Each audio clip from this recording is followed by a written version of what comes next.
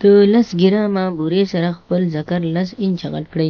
سلام ګران لیدونکو، هیله ده چې روغ جوړ او د صحت جامې مو بدل وي. زه یو ځل بیا ستاسو په خدمت کې د یو نوي ویډیو سره حاضر یم. هیله ده چې د پام وړ مو وګرځېږي.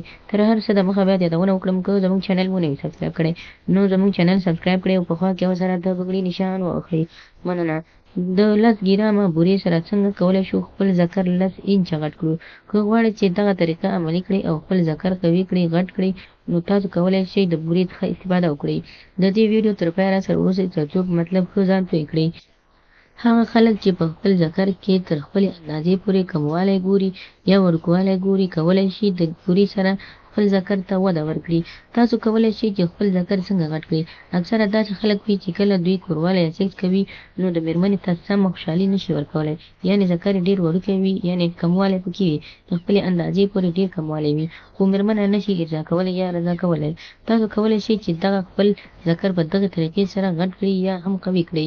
په دې طریقې سره تاسو کولی شئ د 20 ګرامه څخه تر 30 ګرامه پورې بادام واخلئ او دا میده کړئ. له هغه وروسته تاسو دې ته بوره هم واچوئ. کله مو چې بوره واچوله نو تاسو کولی شئ د هغې په بورې په اندازه، یعنې نیمه اندازه تاسو کولی شئ چې عسل یا ګبین هم واچوئ او دا ورسره مکس کړئ. کله مو چې دا مکس کړئ نو تاسو کولی شئ دې سره د زیتونو تیل مکس کړئ، ګډ کړئ. له هغه وروسته بیا چې دا تاسو ګډ کړئ نو تاسو کولی شئ 15 ګرامه یا تر 10 ګرامه پورې وچ ادرک ور واچوئ. که څه هم ادرک ډېر ترخه وي نو 15 ګرامه څخه زیات مه ور اچوئ. کله مو چې 15 ګرامه وچ ادرک ور واچول نو دا به تاسو مکس کړئ، پرېږدئ او بیا به شوده راواخلئ. پاخه شوده دا پاخه شوي وي او هغه ته به دا ټوله جوړه شوې نسخه ور واچوئ. بیا به یې په ګیس کېږدئ او پخه به یې کړئ. تر 4 ساعته پورې به دغه نسخه تاسو پرېږدئ. چې کله 4 ساعته پوره شي نو د سهار له خوا نه یې باید بیا په نهار یې وڅکئ.